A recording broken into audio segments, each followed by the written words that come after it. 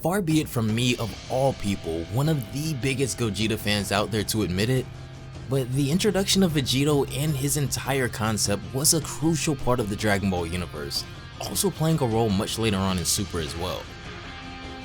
With Vegito came the infamous Potara Fusion, where two users, both wielding the Potara earrings held by the Kais, placed them on and then merged bodies, forming an ultimate super warrior, many-fold stronger than both beings were separately. Before this, we were just recently introduced to the very concept of fusion itself, as we saw Goten and Trunks master the dance from the Metamorphs in record time. Soon after that, Majin Buu created his own method of fusion by using pieces of his body to absorb the Z Fighters, stealing away Piccolo, Gohan, and Gotenks, and most shockingly Vegito, who fused specifically to beat him. Now, at this point is when things got interesting, because in the original adaptation of Dragon Ball Z, the Potara Fusion was much more permanent than what we currently know it is today. After being absorbed by Buu, which we later learned was intentional, Vegito surprisingly separated back into Goku and Vegeta. This was in some way due to the mysterious inner workings of Majin Buu's body, but still, this was a 1 in a million situation for them that could have easily not happened. Fast forward many years later to Dragon Ball Super, and while the properties of the fusion dance have pretty much stayed the same, we later found out that the Potara Fusion now had a time limit as well, and also suffered from the same side effects of the fusion dance, being the more high octane of a power-up, the faster the fusion fizzles out. Suppose, however, that the Potara was never retconned. Suppose that 1 in a million chance of being separated by the innards of Majin Buu never happened, and Goku and Vegeta were doomed to live as a fused being until the end of days.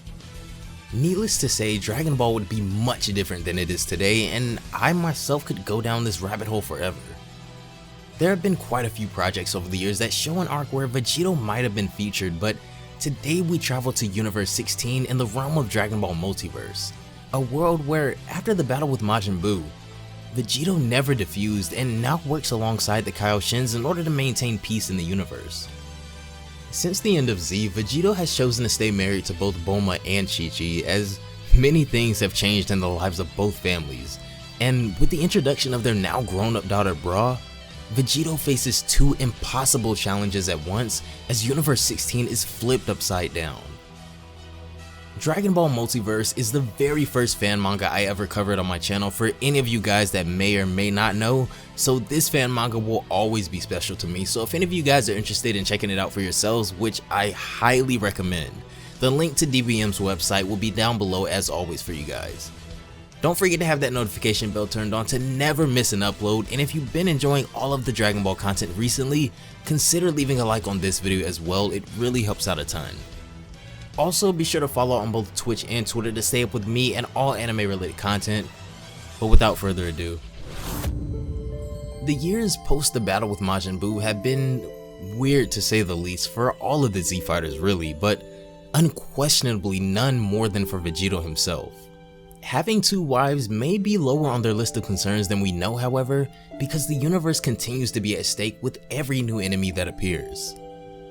Luckily, Vegito continues to stay as powerful as ever thanks to training frequently on the Kai's planet. A new day arrives as we find ourselves on the Kai's planet, and it looks like Vegito has been assigned his most recent task by the Elder Kai. Whoa, a new enemy? Vegito says, surprised. This time you're not kidding, right? Don't look so happy, the Elder Kai scolds him. It's dangerous and it's our fault. The most evil minds in the universe joined to create a warrior strong enough to defeat you. It took us a great deal of time to find out, and now we have 4 suspect locations where he may be, the Elder Kai continues. However, these locations are heavily protected and connected. When you enter one, the 3 others will know and they'll teleport away to some unknown location, and for this reason, they must all be checked at the same time. The next day arrives, and due to needing to be in multiple places at once, Vegito has assembled a small team of the Z Fighters in order to help with this mission. So now we have 4 groups ready to go to all 4 places at once, each with someone that can teleport with them, Vegito says. The first group is myself alone. The second group is Gohan, who will teleport with 1 Kai. And me, Videl says, cutting in, raising her hand. And Videl, Vegito continues. I must ask, why though? This looked like fun, she says casually, with Vegito replying that it definitely isn't, but other than that, why the terrible costumes? So the bad guys can't see our faces, of course. Gohan cuts in as they both strike a pose, but Vegito just moves on to the third group. The next group consists of Pan and Trunks, who will teleport with the Kai as well, and the last and final group will be Goten and Bra, who can teleport on her own. Groups of 2 or more are definitely better, the Elder Kai says, pleased with their plan. As soon as a group comes in contact with this warrior, let the others know immediately. Can I try to beat him first, Bra asks, but the Elder Kai insists that no one fight alone and you let the others know via telepathy right away.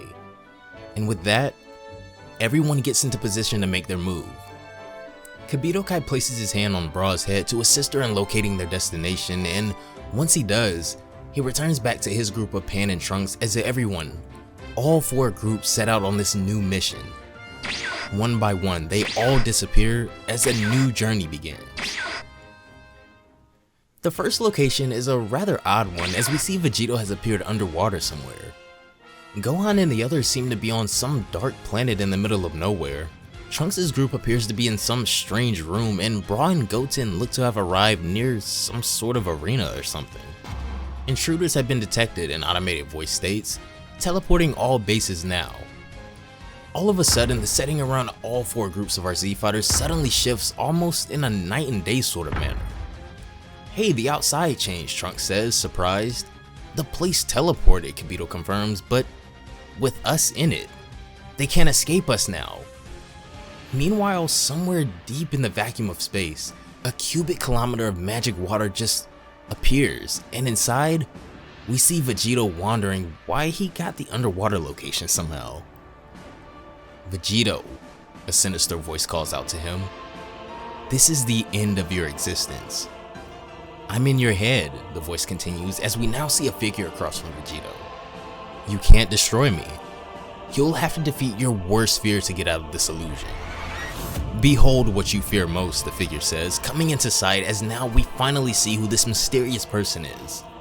Someone of your blood becoming stronger than you, and walking the path of destruction, leaving the universe annihilated by your own progeny. Your own daughter, governed by evil, she says, as Bra shows a maniacal look on her face. Vegito, refusing to be affected by such tricks, looks past the illusion and attacks Bra immediately. You really hit your daughter like that in cold blood, Bra says, shocked at how unmoved Vegito was. Well, you said it was just an illusion, he replies. So what?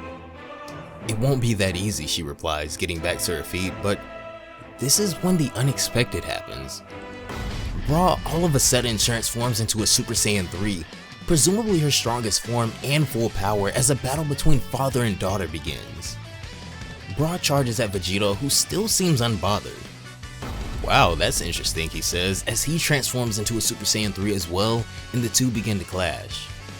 Surprisingly enough, Vegito has little to no trouble fighting his daughter like any other person, as Bra tries her best to overpower Vegito but is sent flying downward after a devastating punch. She rebounds and fires a Ki Blast at Vegito, who stops it with his feet, but this is when Bra appears above him, preparing another surprise attack. Vegito deflects the first blast away using his feet, and this is when he loses his last breath of air, forgetting that he was underwater. Bra notices the same, presuming that she's won and now can move on to kill the other 3 groups of Z-Fighters. However, Vegito is nowhere near done. His power erupts in a frightening shockwave of pure energy that obliterates everything around him. The water, the illusion, everything is consumed by his light.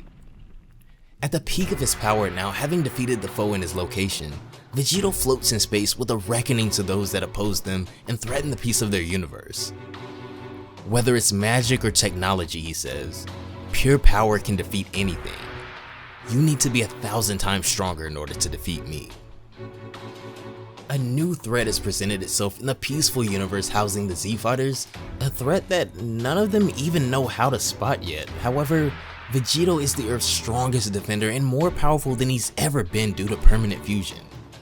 cheap Machin-like tricks have already proven to be ineffective on him, as we saw even an illusion of his own daughter fall victim to his superior strength.